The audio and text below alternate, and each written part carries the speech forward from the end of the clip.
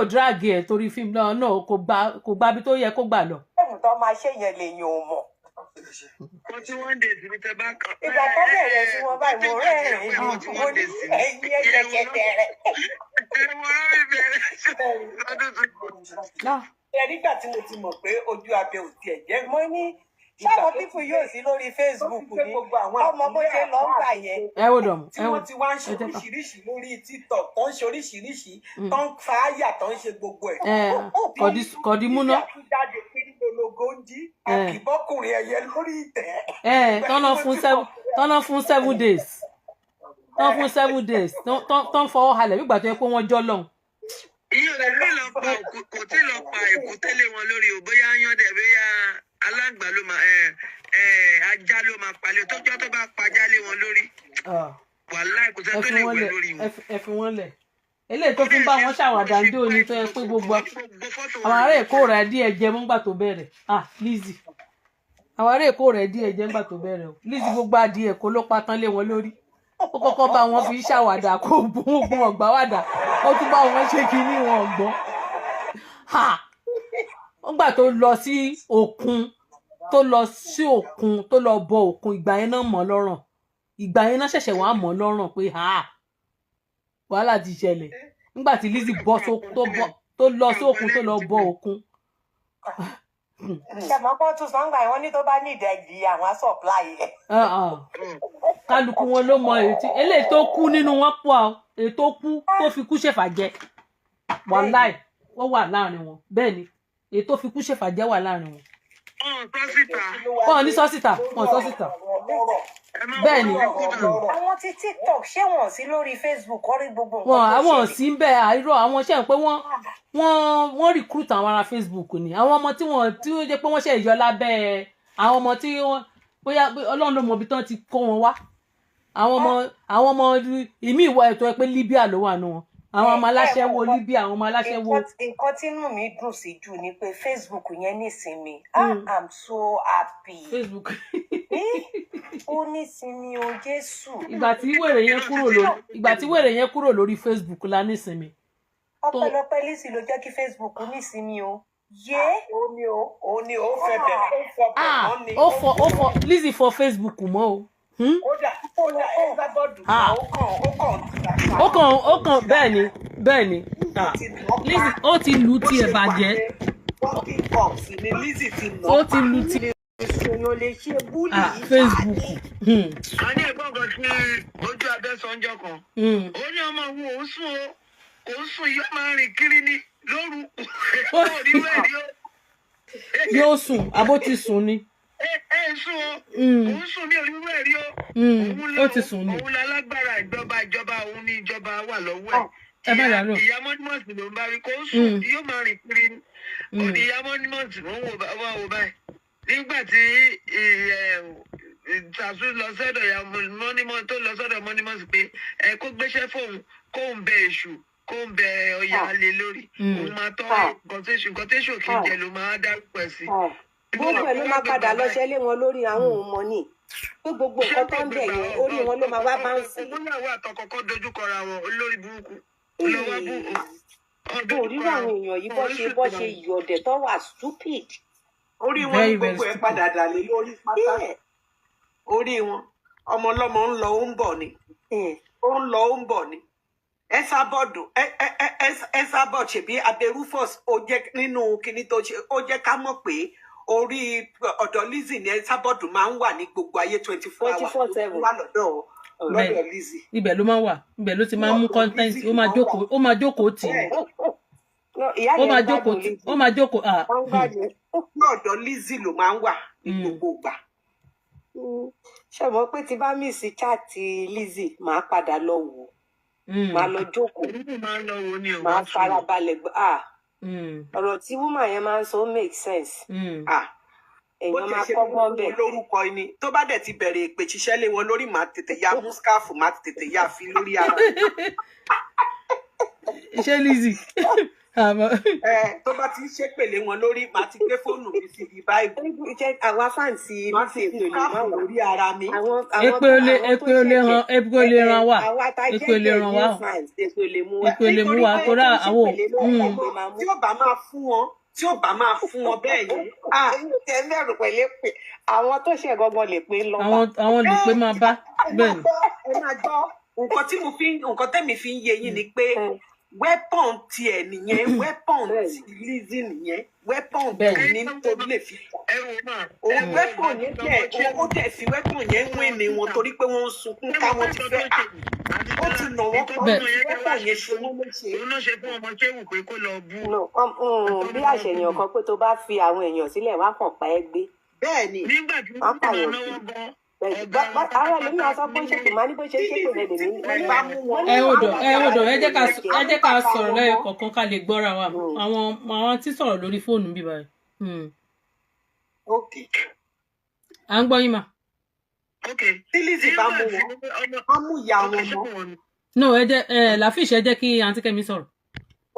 nígbà tí ọmọ Ṣéwù tó mú tó ràn jáde irú nǹkan tó fẹ́ ṣe fún yìí nǹkan tó wọnú tó ti ní kẹ́ pè mú yẹn ó ní mìíní tó ràn ọmọ Ṣéwù tó ti ń ṣe ṣó ẹ̀ jẹ́jẹ́ tó wá ràn wá síta nígbà tí Lizzy máa lọ ńkọ́ èdè wo ló pè ó lọ straight lọ bá ọ̀gá wọn. àfa ẹ̀ ló kó gìbò lórí. ó gbé síta ó gbé fọ́tò ẹ̀ àti tìyẹ́ àti gbogbo wọn gbé síbẹ̀ ó ní màá bàbá ńgbà tẹ́yìn wà ńgbà yẹn tẹ́ máa ń sọ̀rọ̀ tẹ́ máa ń fẹnu já wáyà àwọn èèyàn tí ní social media ńgbà yẹn so tẹ́ bá kọ́ eléyìí dáadáa torí ó ṣe wà yẹn mo tí ì bú yín o mo kàn ṣe ń ṣàlàyé fún yín ni mo wà lábẹ́ dẹ́ẹ̀kì ni mo bẹ̀rẹ̀ sí ni pé yes àwọn pípù yìí ọmọ yìí ẹjọ́ mà ọmọdé ó la everybody lójú àfẹn tí ò bá fẹ́ lajú ó jẹ́ ká mọ̀ yí pé gbogbo àwọn pípù yìí ń ba ayé àwọn èèyàn jẹ́ irọ́ náà pa irọ́ ńlá àtàwọn àfọ. ẹ jẹ́ ká gbá ẹ jẹ́ kí n play nǹkan kan bí báyìí ẹ jẹ́ kí n play nǹkan kan bí báyìí ẹ jọ máa excuse me lórí fóònù ẹ jẹ́ ìwà lórí TikTok àbí Facebook lẹ́wà yes ẹ jẹ́ kí n play Lizzy ṣe show kan lálẹ́ nípa akọgun tó lóun wa kẹ̀kẹ́ iná can you imagine ní 2026 kéèyàn lóun wa kẹ̀kẹ́ iná ní 2026 ní ìgbọ́rí o kẹ̀kẹ́ iná tán fi gbé lìjà sókè ṣé wà ń bẹ̀ Lafish mo ń gbọ́ yín o ẹ sọ̀rọ̀ ẹ jẹ́ n wá fídíò yẹn jáde. mo ti follow yín o. ok kí ló ń tẹ̀ follow mi láti jọ tẹ́lẹ̀. ẹ má bínú ẹ má bínú mo ti follow yín. ẹ fẹ́ràn arákùnrin yìí ẹ̀jọ̀ ẹ bá sọ̀rọ̀ kó ṣọ́ra nípa ọ̀rọ̀ Lizzy Anjorin. Lizzy Anjorin kì í ṣe ẹni tó lè bá jà fáàtì mo sọ fún ẹ lẹ́ni o. ṣe rí ọ̀pọ̀lọpọ̀ yín gan lẹ máa ń jẹ́ káyé máa rò pé Ọlọ́run ò pè wá. ṣe rí ẹ̀bùn yàtọ̀ sí kéèyàn mọ Kristi èèyàn lè lẹ́bùn wòlíì kó máa ríran kò sọ wípé ó dá Kristi mà bí Kristi dá mọ̀. yes èèyàn lè ní ẹ̀bùn ẹ̀bùn bẹ́ẹ̀ ni ẹ̀bùn ni kéèyàn ríran bẹ́ẹ̀ ni sòtọ́rọ̀ máa fún ẹ tó sọ̀rọ̀ yìí tó ń rí àwọn kankan ẹ̀ṣà you have to be very very careful. iṣẹ́ ọ̀sẹ̀ náà gbélé olówó ó gbé jùlẹ̀ ọ̀rọ̀ Lizzy Anjorin I don't want to talk before ọ̀rọ̀ Lizzy Anjorin ló ń pariwo káàkiri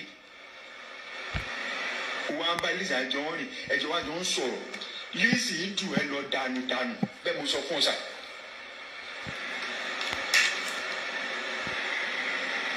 Prophet Akogun let me address you as Prophet Akogun orúkọ tèmi ni wòlíì Sẹ́fún. Gbogbo èyí tẹ́ bá fẹ́ràn arákùnrin yìí ẹ̀jọ̀ ẹ bá sọ̀rọ̀ kó ṣọ́ra nípa ọ̀rọ̀ Lizzy Anjorin. Lizzy Anjorin kì í ṣe ẹni tó lè bá jà fáàtì mo sọ fún ẹ lẹ́ni o. ṣe rí ọ̀pọ̀lọpọ̀ yín gan lè máa ń jẹ́ káyé máa rò pé Ọlọ́run ò pè wá. ṣọlọ́run wá pè yín Ọlọ́run wo ló pè yín ẹ̀yin tẹ́ lọ skul. èèyàn lè lẹ́bùn wòlíì kó máa ríran kò sọ wípé ó dá Kristi mà bí Kristi dá mọ̀. yes èèyàn lè ní ẹ̀bùn ẹ̀bùn. mo ti pé school of theology náà àbí o of course ọ̀rọ̀ kọ́lọ̀ ń dárí jì mí kọ́. you have to be very very careful. iṣẹ́ òṣèlú ta gbélé olówó ó gbé jùlẹ̀ ọ̀rọ̀ Lizzy. ṣé ò ń gbọ́ Godfather nọ́mbà wí yẹn o pé kó gbájúmọ́ṣẹ́ kó gbájúmọ́ tọ́lọ́ ń pè sí ẹjọ́ wa jọ ń sọ̀rọ̀ kò lè dá Lizzy mú. lọ dànù bẹ́ẹ̀ mo sọ fún ọ sà. Prophet Akogun. ṣé o gbọ́ Let me address you as Prophet Akogun. nǹkan nìyẹn nú ẹ o ẹ wá gbọ́ kọ̀dìmúná nínú ṣọ́ọ̀ṣì Akọgun kọ̀dìmúná ẹ gbàgbé bó ṣe ń ṣẹlẹ̀. èèyàn ló ti fún wọ́ọ̀nì. wọ́n ti wọ́ọ̀nù ẹ̀ lóríṣiríṣi kò gbọ́. lórí Lizzy àìmọye èèyàn náà àìmọye wo pásítọ̀ ẹgbẹ́ ẹ̀ náà ti fún wọ́ọ̀nì kódà woman kankan sọ pé kó lọ bẹ Lizzy.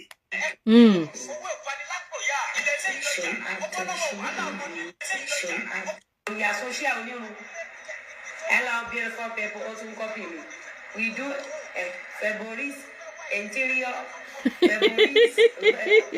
Ọlọ́run Lizzy ò gbádùn. ó ń revamp furnitures. ọmọ tẹ̀lé mi òun náà má gbé nǹkan rẹ̀ ṣe wọ́n ní àjọjù kí n dùn fẹ́yìn ọkàn ọba ní.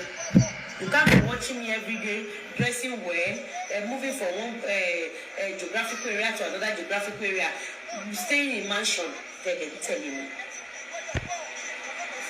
Ẹ mọ̀ pé tẹ́nibọ̀dì bá ń tẹ̀lé mi kan tó máa ń jẹ mí lógún jù láyé olùpẹ̀kẹ́ because tẹ́mi bá ń ṣoríire tí ìwọ bá ṣoríire kí lè rè tèmi olówó kan láàrin òtòṣì mẹ́wàá òtòṣì everybody. If I can do it, what stops you? If I can do it, what stops you?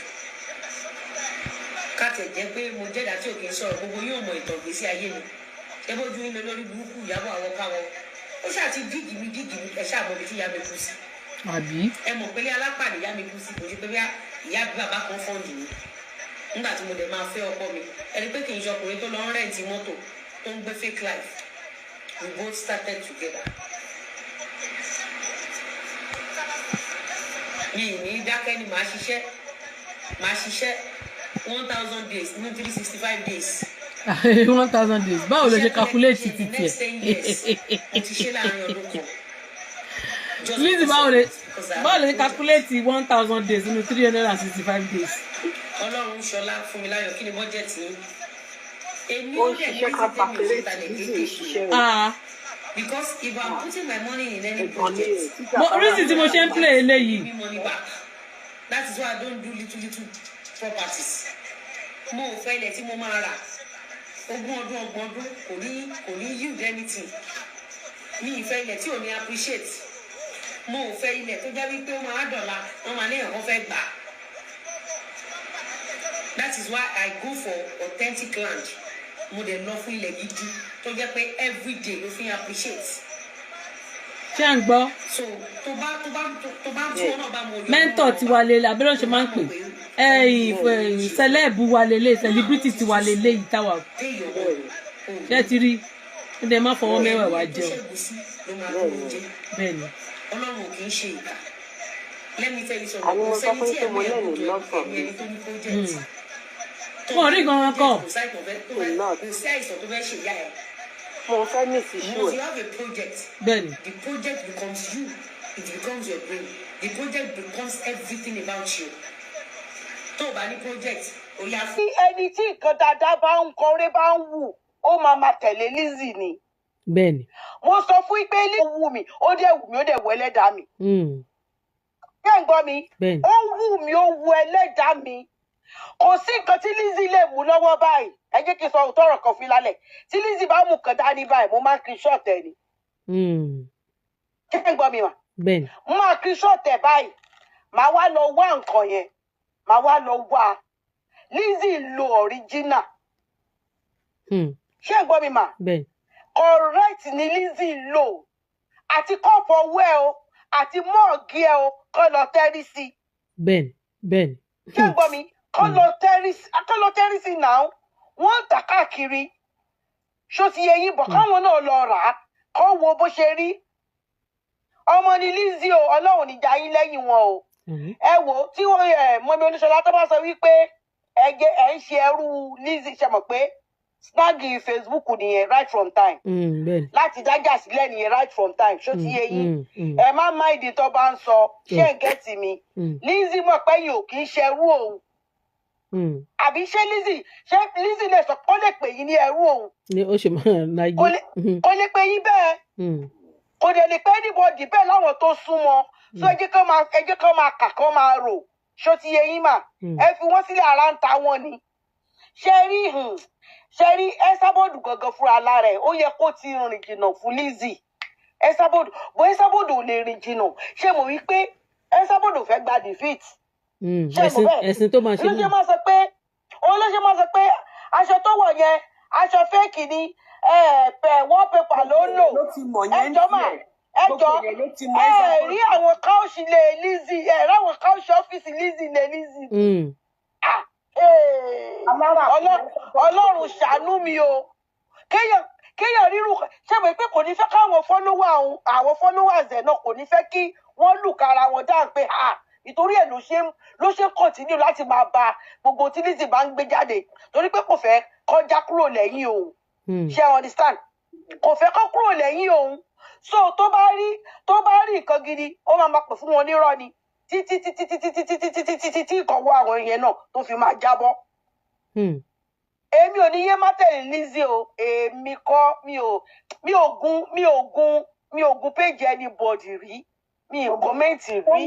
Tóyìn ló tiẹ̀ wá jẹ́ kí n wá láìpẹ́. mo ṣe wá ní lálẹ́ iná ṣe mọ̀ pé Tóyìn náà gbé Esabod ṣe pé tọmọtọmọ lálẹ́. irọ́ ni ò níbo bẹ́ẹ̀ ni ó kọ́kọ́ bẹ̀rẹ̀ látòrí Esabod oníṣẹ́ mọ̀ pé ẹ̀yin náà bí ọmọ ẹ lọ wo ìbẹ̀rẹ̀ ibi tí Tóyìn ti bẹ̀rẹ̀ ọ̀rọ̀. èmi ò mọ èmi ti blọọkù Esabod. oníṣẹ́ mọ̀ pé ẹ̀yin náà bí ọmọ ó wá ní gbogbo àwọn tó wá ó wá ṣẹ̀ṣẹ̀ wá sọ yìí pé àti gbogbo àwọn tó ń búlì òun àfẹni tí ò bá bí ọmọ obìnrin ló kù tó yẹ pé búlì tán ṣe fún òun tí ò ní máa lọ sórí àwọn ọmọ wọn. ó bí Esabod oníṣẹ́ bẹ́ẹ̀ yìí náà bí ọmọ ó sọ bẹ́ẹ̀ fẹ́ Esabod wọ́n ní wọn ìbáyìí ní èbú àgbà bọ̀ Esabod ò ní rìnà rí yẹn ṣóye yín àwọn kọ̀ọ̀hán tẹ̀wọ̀n ní rìnà rí yẹn pé ọmọ yìí ó mà ṣépè fáwọn ọmọ màlélẹ̀ bọ̀ tí Lizzy ni wọ́n máa rí ẹ wá ní Lizzy ò ní gbé AK-47 kò ní fi kọ́ yín lórí dání. láyà ti gbé láyà ó wá sọ pé ẹni tó bá bú ọmọ òun tó bá bọ́ ọkọ òun tó bú kinní kan òun ni kinní kan òun when it is time tí Lizzy bá máa padà tún orúkọ ẹ dá ẹ wò mà ṣé mo pé Esabod sọ̀rọ̀ kan lọ́sàn-án yìí ó sọ wípé ó ní Lizzy ń bẹ̀rù ràkúnmí onígbáná ní ó jẹ́ kó dárúkọ ẹ̀ ṣóyẹ yín ó ní ló ṣe dárúkọ Ìyábọ̀ Òjó ó ní ràkúnmí onígbáná ló ṣe Lizzy ó ní Tóyìn ló ṣe Lizzy ó ní kò ṣe Ìyábọ̀ Òjó ló ṣe Lizzy ok ṣé Tóyìn ló kọ́kọ́ gbé Fọlá wá ni. ẹ má dáhùn ṣe rí nǹkan tó ń ṣe Esabod ni pé Esabod ń wẹ ẹni tó máa bóun jàjà òun. ṣé Tóyìn ló gbé Fọlá wá ni ṣé mọ̀ pé Lizzy kọ́kọ́ dárúkọ Tóyìn mọ́ for long time after incident Ìdúmọ̀tà yẹn tó wá lọ síbẹ̀ tó tún lọ sí ṣọ́ọ̀bù Fọlá ló wá fún Tóyìn lórúkọ Esabod rò bóyá ya wèrè ni. wèrè mà nìyẹn. ẹ wo gbogbo ọmọ wa ló máa rí ṣe o lágbára Ọlọ́run. orí ṣẹ̀gbọ́n pé lẹ́nujọ́ mẹ́ta Esabod sọ pé wọ́n ti àwọn mẹ́ta ó nínú competition lórí Lizzy ní wọ́n arrest Lizzy. mo sáré lọ nígbà tí mo máa dé orí kinní ní wíìkì tó kọjá yìí ni mo rí Lizzy lọ online.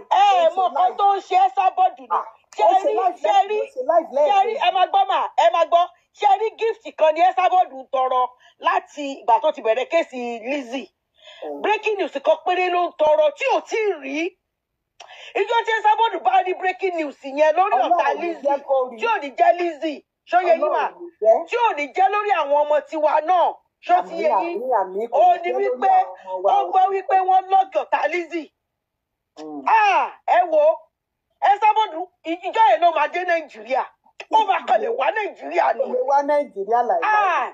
Wàláì tó bá gbé Lizzy ní èní ẹ bá bọ́ọ̀dù máa dé Nàìjíríà. Ilé wa Nàìjíríà láìláì.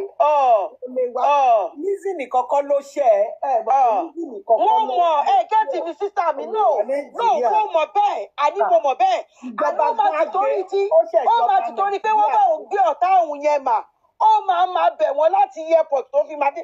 Mọ́mí Olúṣọlá ṣáàṣẹ ń tẹ̀lé àṣẹ ń wo màmá ni àwọn màmá ṣé mo parọ́ ni Mọ́mí Olúṣọlá.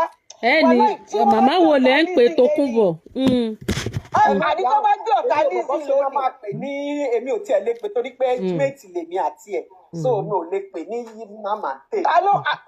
no orúkọ kí lorúkọ ẹ̀ ló mọ èmi ò tiẹ̀ mọ mi ò ègbó ní ọ̀dọ̀ dáadáa. àmọ́ mo sọ fún pé sẹ́ tí ọ̀tá ọmọ yẹn ọ̀tá Lizzy ló máa rọrùn ọ̀tá Lizzy kò ní jóun lórúkọ Jésù torí nǹkan tó fojú ẹ̀ rí ó ti tó gẹ́ ọ̀tá ẹ̀ ni so tó bá jẹ́ pọ́tẹ́ ẹ̀ nìkan yẹn wá ṣẹlẹ̀ sí ó máa wá bó ṣe máa dé Nàìjíríà tó máa dúpẹ́ òun fẹ́ fojú òun rí mẹ́ni tó ń jẹ́ bẹ́ẹ̀. tó mú èjì ó parọ́ èjì.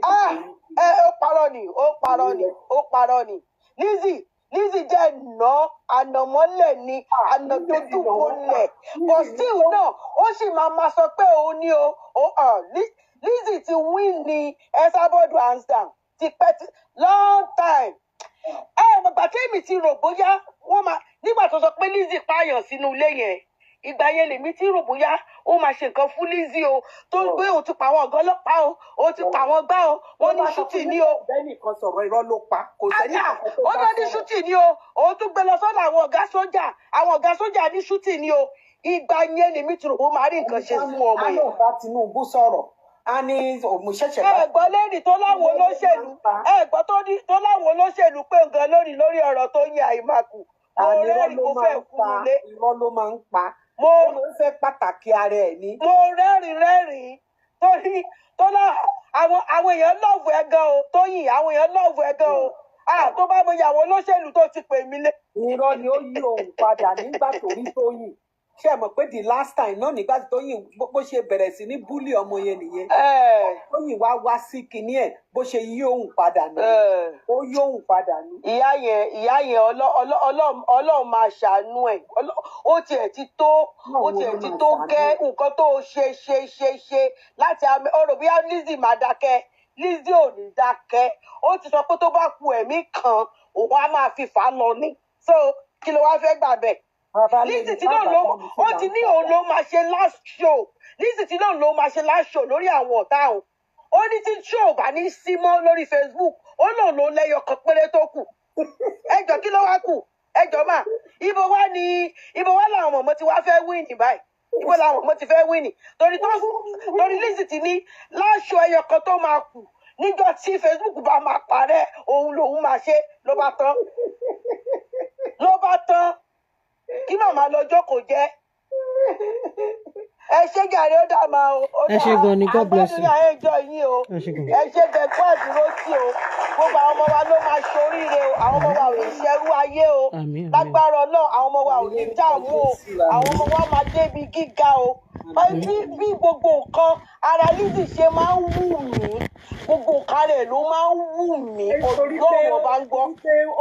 ó ní àmúyẹ. ó ní ẹ̀wọ̀ mọ́mì àdílé ni ṣé wo ṣó tó ṣe lẹ́nì tó ń gbá tó ń kílíkì fóònù ẹ̀ báyìí pé kó wo àwọn tó wà ní church mo tún wo èkánná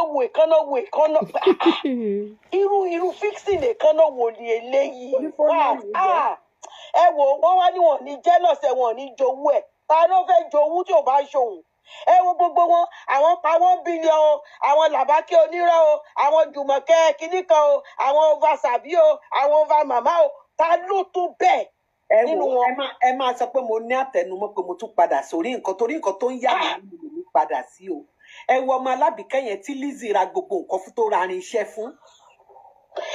ẹsùn mà ẹjọ́ mà ọmọ Alábìkẹ́ yẹn ni Tóyìn wá ń ṣe.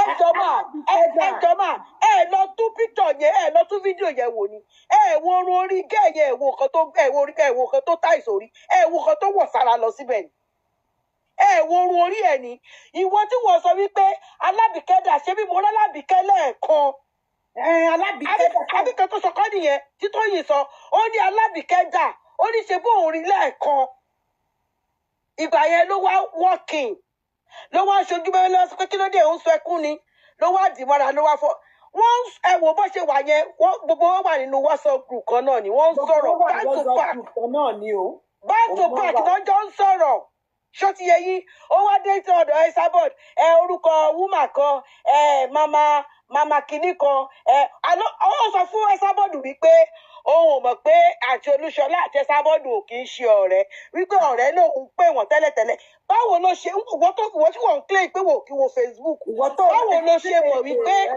báwo ló ṣe mọ̀ pé àti Olúṣọlá àti Esabod wọ́n jọ sọ̀rọ̀ papọ̀ rí. Madam Olúṣọlá àbíṣẹ́ ẹni lọ́wọ́ ṣe ní fídíò yẹn lọ́wọ́. Báwo ló ṣe mọ̀ máa wà lọ. ẹ ló mà mọ́tò Olúṣọlá ṣe é gbọ́ lálẹ́ tó sọ wípé òun rò bóyá ọ̀rẹ́ Esabod nìyí ṣe é gbọ́ lálẹ́. mo gbọ́ tó sọ bẹ́ẹ̀. Esabod wá sọ wípé kì í ṣe ọ̀rẹ́ ẹ̀wọ̀n òkè báwo ló ṣe mọ̀ ṣé ní gbogbo wọn bó ṣe wà yẹn back to back ni wọ́n fún Facebook fracas back to back customer ni wọ́n gbogbo nǹkan ló mọ̀ pátápátá gbogbo wọn ni wọ́n ní fake profile pátápátá gbogbo nǹkan ni wọ́n mọ̀. ṣé rí bó ṣe wá kọ́mẹ̀ntì lọ́dọ̀ yín yẹn wọ́n ti jọ sọ nínú gúrùpù wọn pé ta ni wọ́n fẹ́ ja yín lẹ́yìn Lizzy ni. kò possible. ṣé understand nǹkan tí Esabod ṣe fún mọ̀mí aláṣọ àdúrà ń gbà yẹn ní ṣé year before ni tí tó lò bá mọ̀mí aláṣọ àdúrà parí ìjà ṣe rántí tí mo wá yẹn sọ pé kí mọ̀mí aláṣọ àdúrà má gbà tí mọ̀mí aláṣọ àdúrà sọ pé sáwọn ìjọmọ kékeré nǹkan tí wọ́n fẹ́ ṣe fún yín nìyẹn ó fẹ́ fi kọ́mẹ̀tì yẹn lé ọyìn wọ́n fẹ́ já yín lẹ́yìn Lizzy ni. ó ṣe mistake. Esabod dẹ̀ ti parí ọ̀rọ̀ wọn lọ́sàn-án yìí ó ní wọn ò lóore kankan lára ó ní bọ́ bá pè yín sí fíìmù ó ní wọn ń sanwó. ó láìmọ̀ èèyàn ti wá sọ fún òun ó ní tọkọlẹ̀ olórí burúkú ni Esabod. ó ní tó bá jẹ́ pé torí pé kẹ́ ẹ fi rò bóyá kọ́ máa pè yín sí múvì lẹ ṣe ń sọ̀pọ́ọ̀tì wọn ó ní bá pè yín ó ní wá kàn lò yín ni ó lè fà á jẹ ẹ̀fọ́ ó ní kẹ̀kẹ́ máa ta yín kú ó ní wọ́n ní fún yín ní dòrèmí. Esabod ti parí ọ̀rọ̀ wọn lọ́sàn-án yìí ó ti parí ẹ̀. jébísí màmá ló lọ sọ́dọ̀ yèyé mẹ́sàn ló lọ sọ́dọ̀ ẹ̀gbẹ́ ló họ́ọ̀gì ẹ̀gbẹ́ ló fi ta awó àtòrí awó yíyan orí awó gbígbẹ tó fi ń jẹ awó gbígbẹ awó yíyan tó ti fi dorí ẹ̀ nínú jollof rice fried rice táwọn wò tó ń ṣe gbogbo ẹ̀ tó ń sùn tó ń jí tó ń ṣe gbá tó èwo làwọn wá rí ṣe nínú gbogbo ẹ̀ àwọn ló tún láwọn lọ sanwó èèyàn àwọn lọ wá sanwó àwọn tó wo múvì ni o àwọn wá sanwó many people làwọn wá sanwó fún o wọn ò lè fún wọn ní slot ẹyọ kan pé yá ẹ wá wò ó yá ẹ̀yin tẹ́ ẹ bá wa búyọ ó yá ẹ máa bọ̀ ṣó ti yẹ yín mà so kí wá ní wèrè tán bá kàkiri lọ́dọ̀ wọn kí náà bá ká ẹ wo Lizzy iwájú lọpẹ́ ibi tí ẹ máa ré sí lágbára lọ́wọ́ Ọlọ́run torí èmi náà fẹ́ kó dáa fún ọmọ mi mo fẹ́ kó dáa fún mi in fact tẹ́ bá rí mi bí mo ṣe ẹsùn tẹ́mi tiẹ̀ ti rí pẹ̀lú nǹkan tí mo rí yìí o alábìkẹ́dà mama sita ṣe bí mo rá lábìkẹ́ lẹ́ẹ̀kan ẹsùn àkọ́tọ̀ sọ nìyẹn o kí Lizzy lọ kọ́ọ̀tì ẹ̀ láti àmọ́tẹ̀kù jẹ́rìí Lizzy mo jẹ́rìí ẹ̀ ó lè gbà ní pápá ni mo jẹ́rìí Lizzy ta ló máa kọ́ Lizzy níṣẹ́ ta ló máa kọ́ ìwọ tó jáde tó ní alábìkẹ́dà ṣé bí mo rá lábìkẹ́ lẹ́ẹ̀kan ó wá sọ pé ó kàn bá wọn ya fọ́tò ni o anybody ló lè bá wọn ya fọ́tò àti celebrity. exactly irọ́ tó ń pa yẹn ni mo ní ní nǹkan tá a rí. ẹ wo ejò àti àkekèé ni àwọn pípù yẹn ọmọ Lizzy try o ṣé ẹ mọ̀ pé tó fi ké síta ṣé ẹ mọ̀ pé Lizzy ò kì í sọ̀rọ̀ tẹ́lẹ̀ ó máa ń jó ni kò kì í sọ̀rọ̀ and most of àwọn tó di ọ̀tá ẹ̀ lé ní gbogbo àwọn tó lọ nọ́jà lọ́dún ẹ̀ ni tó lọ nọ́jà pé ọjà ẹ̀wọ̀n ọjà ẹ̀ṣẹ̀ kìíní kan torí mo mọ àwọn kan ọjà ẹ̀yẹ kó rí bẹ́ẹ̀ yẹn mo ní ṣé yẹn wá ní ó fi dọ̀tá yìí. ẹjẹ bá wọn tó pè wọn torí ẹ̀ ló ṣe dọ̀tá wọn. bí mo ṣe tẹ̀lé tó mi ò lọ́jàrí lọ́wọ́ ẹ̀. ẹjẹ bá wọn tó pè wọn ni wọn tó ń tajà ẹ fún. àbí nígbà tí mo mọ̀ pé mi ò níra kí mo fẹ́ máa lọ́jà kò pè mí tí mo mọ̀ pé ké o ọlọ́ọ̀jọ́ o jẹ́ kẹ́mi náà rírú owó yẹn o màá wo máa rí i pé wow this is beautiful ó dẹ̀ ń tajà ẹ̀ ó dẹ̀ wà okay ẹ wo bí ọmọ Lizzy ẹ wo bí ọmọ yẹn ṣe ń sọ ẹ wo òyìnbó ẹnu ọmọ yẹn ní Nàìjíríà ẹ wá láyé Lizzy ò dáa wọn wá láyé ò dáa kán gbá àwọn ọmọ wọn síta àwọn sẹ́ẹ̀tì àwọn irú ọmọ Lizzy ọba yẹn táwọn náà ní Nàìjíríà kán gbé wọn síta kán tẹ̀ jẹ́ ká wo. kán jẹ́ ká wò káwọn náà wá sọ kán wá fún wọn l'Amẹ́ríkà kán wá fún wọn ní fònà. kán jẹ́ ká wò wọ́n ká wọ́n ra ìṣẹ́nu wọn ká wò wọ́n. Esma kán jẹ́ ká wò wọ́n. ọmọ tẹ́ pé kò tí ì tó yẹn ló ti mọ gbogbo kọ́lọ́ọ̀sì àṣẹ. ṣé skul kékeré lẹ́rù bí Lizzy ṣé skul kékeré lẹ́rù bí Lizzy múrú ọmọ yẹn lọ mà ẹ jọ. tẹ́ pé ó yà lẹ́nu gan lọ́jọ́ ìtọ́mọ yẹn ń sọ gbogbo àtọ́kọ́ gbogbo kọ́lọ́ aṣọ. all colours ni.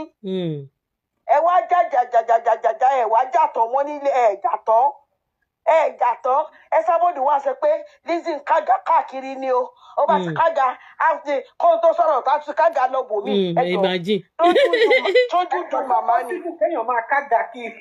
àdìsọ́jú tiẹ̀ ń dùn màmá ni tójú dùn wọ́n ni tójú dùn wọ́n ni.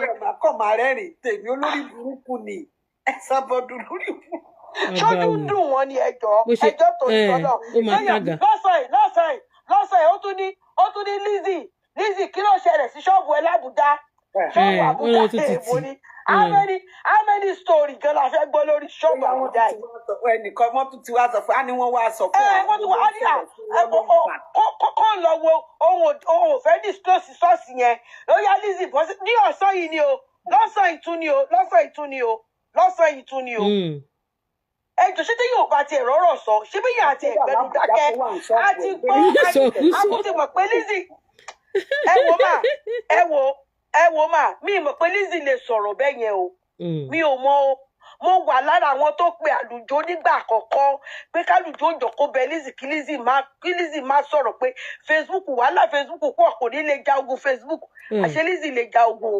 èmi gan ò mọ̀ pé lè jà. àtòfin bá gbọ́ àtòfiṣẹ́ ogun rán. aṣọ lè ja ogun ọmọ mi wà aṣọ lè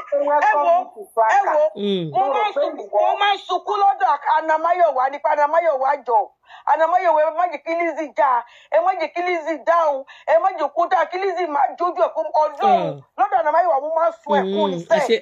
àṣẹ òun ló máa gbà wálẹ̀ lọ́wọ́ àwọn wèrè. aṣọ òun ló máa jẹ́ kárí náà orílẹ̀ aṣọ òun ló máa tú àṣírí àwọn wèrè. aṣọ òun ni a dẹ̀ tún dúpẹ́ mo tún dúpẹ́ lọ́wọ́ Zimama ọmọ alálùbáríkà ayé ò ní bàjẹ́ ó yá mú gbogbo wọn ó yá ń ṣá wọn mọ́lẹ̀ ó ṣá wọn pa.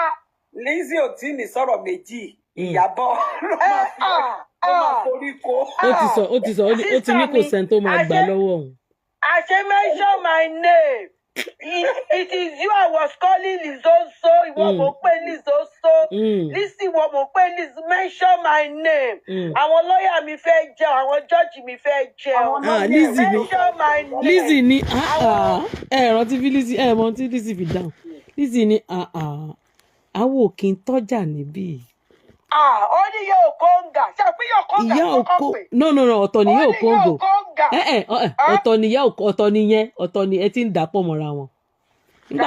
nígbà tó mo mọ̀ sẹ́ ànígbà tí fídíò tí Lizzy ṣe tán wá tí Ìyábọ̀ ṣe tán wá gbé tí Lizzy ó sọ wọ́n máa jẹ pọ̀ mọ́ra wọn tí yẹn ni Lizzy Anjorin tí wọ́n bá bí pọ̀nrípọ̀ gbá bàbá Gúdúgàdà fàtí mood mother rẹ mọ́ bàbá pọ́n nìkan dárúkọ mi.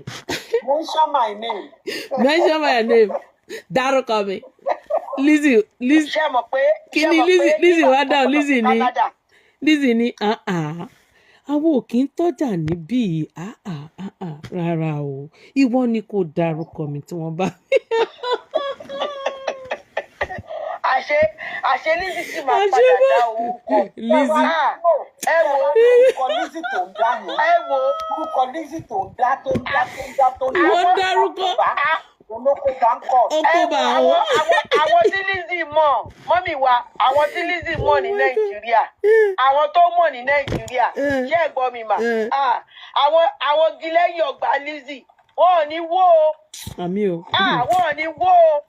Ifá Ẹsábọ̀dù tún pariwo tún dárúkọ ẹnìkan níjẹta ó ní ẹni yẹn. lọ́jọ́ kojú tọ́ mi orí ẹ̀ burú àwọn wo ni sanwó-ọn mọ̀dà orí ẹ̀ ó burú olóṣì. ẹ máa fi yẹn lẹ ẹ fi yẹn lẹ ó escape ni kò ó escape ni kò tí gbógun ẹ ní àwọn nọ́ọ̀sì ò tí ì dé wà ní ẹ filẹ̀ ẹ fi yẹn lẹ tí ó kọ́ máa bọ̀ tẹ̀. àwa ń tẹ̀lé olóríire èèyàn nǹkan táwa rí àwa ń tẹ̀lé mi ò jáde sọ̀rọ̀ rí nǹkan táwa rí làwa ń sọ̀rọ̀ lé lórí torí bí Lizzy tiẹ̀ ṣe wà yẹn bó ṣe wà yẹn bí Lizzy ṣe wà yẹn kí n máa wò lásán kí n máa fọwọ́ nu gbogbo ara ẹ̀ báyìí ó tẹ́ mi lọ́rùn ju gbogbo èyí tẹ́yìn ṣe fake life 1 billion tẹ́yìn ṣe ká táàrí lẹ́sẹ̀ yín táàrí kankan àárí náà kì í ṣe pé èèyàn ń parọ́ èèyàn orí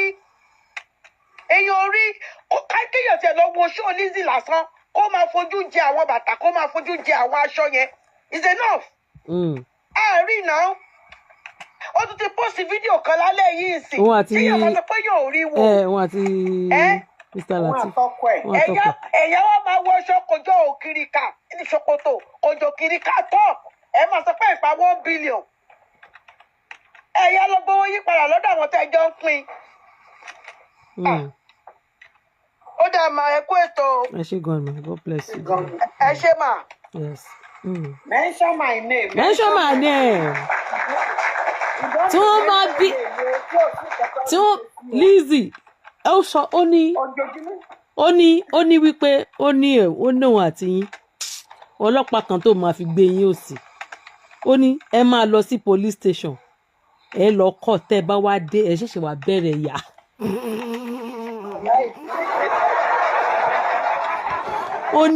ó ní bàdá tí máa ṣe tọ́pọ̀ ó lẹ́yìn lẹ́ máa sá lọ court ẹ̀yin lẹ́ máa sá lọ police station tẹ́ ẹ bá wá dé police station tá a bá tún wá kúrò police station ẹ ṣẹ̀ṣẹ̀ wá bẹ̀rẹ̀ ìyà.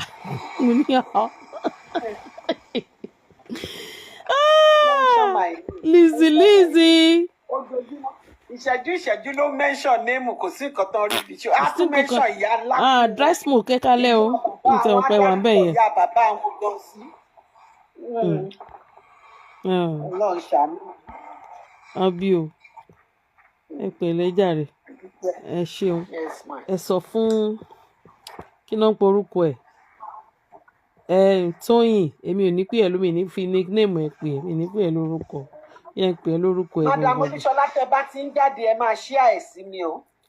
ok èmi máa ṣe bẹ́ẹ̀ wá sí bíbá yìí Ọlọ́run alẹ́ yìí mo rí pé mo fẹ́ dá olórí burúkú tó ń ṣe show tí ò wo sàkúnná ayé àwọn mẹ́ńtọ̀ ẹ̀ kó tó wá máa ṣe show fún mi ó ní mo ṣe ó ṣe mistake ó dẹ̀ ti wá bú lọ́wọ́ ó ṣe mistake. wọ́n máa mọ̀ pé bóyá àwọn lè kóyàn láyé àjẹ́. ìtí Tóyìn sọ lórí platform ẹ̀ sí wọ́n ti yí mọ́ lọ́wọ́ toró sọ wípé anybody tó bá ń ṣe tó bá ń búyàn kan pé kó lọ delete fídíò tó ń ṣe fún un tó ti yé nsìn ní sí wọn lálábìkẹ́. wọ́n máa bá wọ́n tiẹ̀ ti bà kéèsì ẹ̀ jẹ́ ṣé rí gbogbo eléyìí tó ṣe lé nìyẹn àtúnṣe láti jẹta yẹn.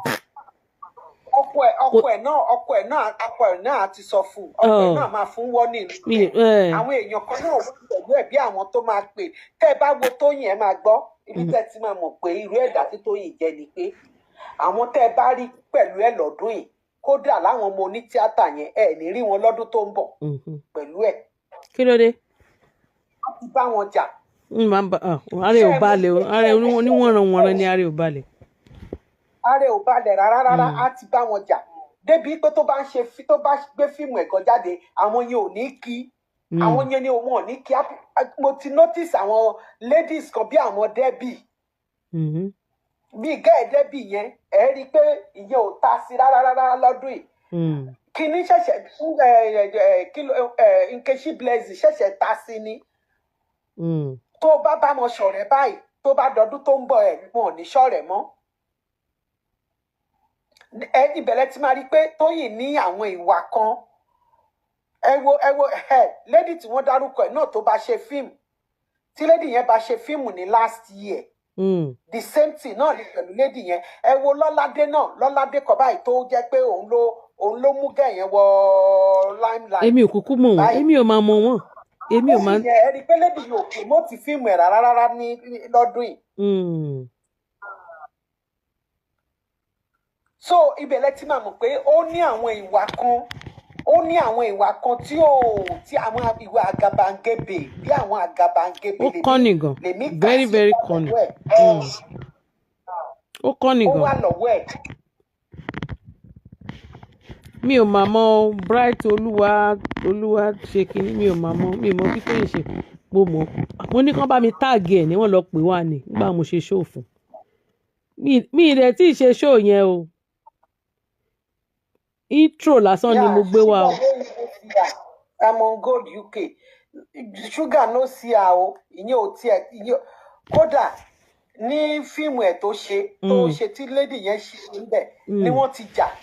Kò sí ni àwọn ọmọ yẹn tó bá ṣe lénìí tó bá di kinní. Ẹ wo Mobímpé náà báyìí, ẹ wo Mobímpé, àwọn yẹn ò tiẹ̀ ta sí fíìmù ẹ̀ rárá. Wọ́n ta sí rárá. tó ìbẹ̀rẹ̀ tí máa mọ̀ pé ó láwọn ìwà kan tí ò ṣe. Ìyọba níbo ni Ìyọba wà? Ìyọba ti sá lọ, Ìyọba ti lọ sùn àbúbá fi wá ṣiṣẹ́ àbíbo ló wà. Ó láwọn wà yìí. wọ́n sì wà ní kíríbẹ̀ bóyá wọ́n ti sùn. Ìyọba bóyá wọ́n ti sùn. Ìyọba ò ní sùn dà yìí ní Amẹ́ríkà ló wà náà.